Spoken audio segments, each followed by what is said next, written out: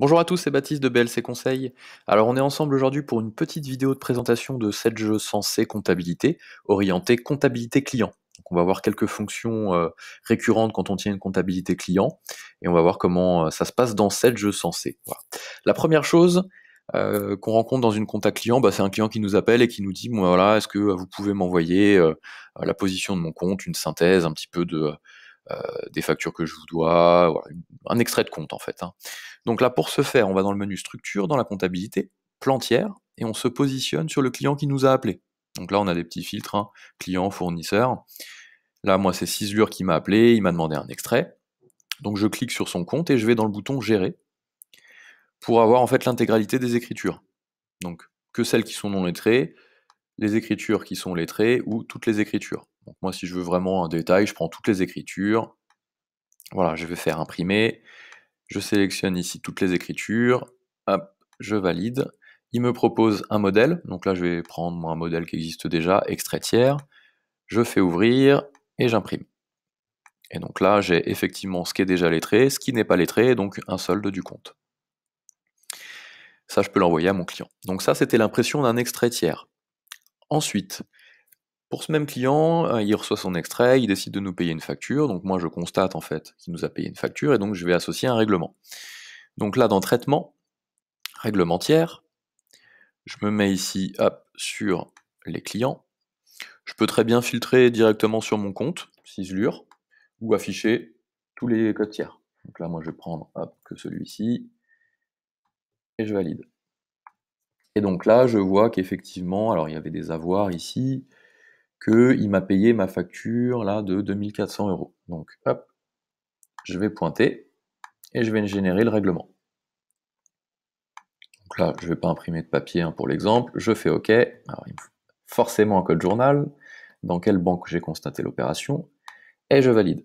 Et donc là, on voit que le règlement disparaît, on voit que la facture disparaît puisqu'elle elle a été réglée. Donc ça, c'est la partie gestion des règlements. Donc si on retourne d'ailleurs dans l'extrait, hein, hop, de Cislure, les 2400 euros, voilà, on en avait deux, maintenant il n'y en a plus qu'un seul, puisqu'ils ont été payés et donc automatiquement lettrés avec la facture. Donc ça, c'est dans le cas d'un lettrage en fait qui s'est fait par le biais du règlement. On peut très bien aussi, pour d'autres cas, faire du lettrage manuel. Donc là, moi, je vais aller dans Traitement, Gestion des comptes tiers. Je vais aller sélectionner, je vais prendre le même, hein, Cislure ici,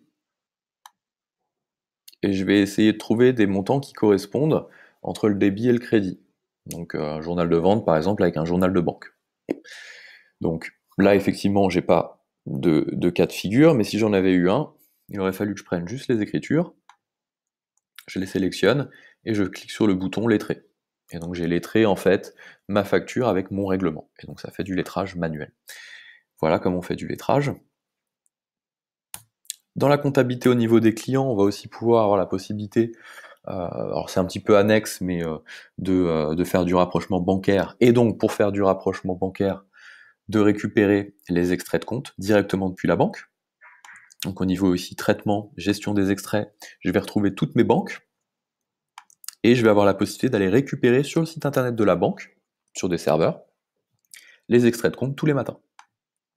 Donc là, je choisis Internet Messagerie. Alors moi, je vais pas faire OK parce que j'ai pas de liaison bancaire. Mais là, vous faites OK et vous avez en fait la liste des extraits qui apparaissent. Vous pouvez rentrer sur l'extrait, voilà, naviguer à l'intérieur et vous pouvez l'imprimer.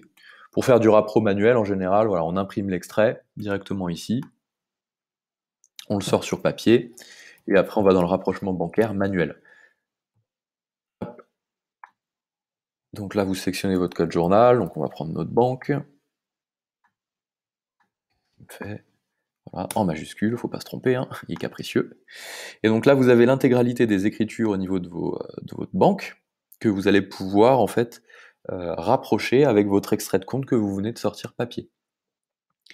Et donc pour ce faire, vous mettez une pièce de trésorerie, ça c'est très important, alors il faut bien commencer par faire ça, sinon vous ne pourrez pas en fait rapprocher vos écritures. Donc là, vous pouvez mettre extrait et par exemple la date du jour, 23-04-18, et il faut bien penser à faire valider. Voilà.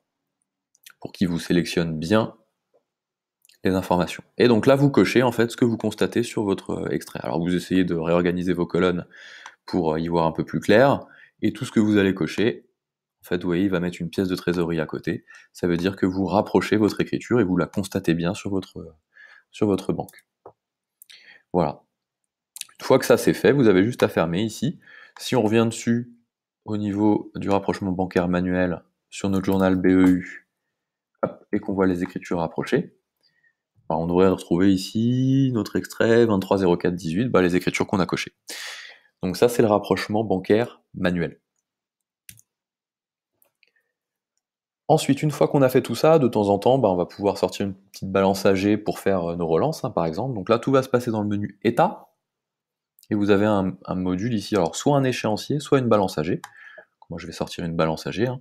Date de situation, hein, c'est la date à laquelle on veut que tout se positionne au niveau des nombres de jours de retard. Et les délais ici, 30, 45, 60. Et donc en fonction de ça, vous allez pouvoir sortir une balance AG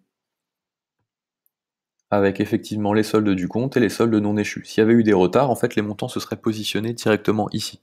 Moi, je suis sur une base de démo, Bijou, hein, vous la connaissez peut-être, voilà, avec des écritures qui sont pas toujours au goût du jour. Donc là, effectivement, on voit qu'on n'a aucun retard, puisque vous avez le solde du compte et rien n'est encore échu, donc vous êtes tranquille.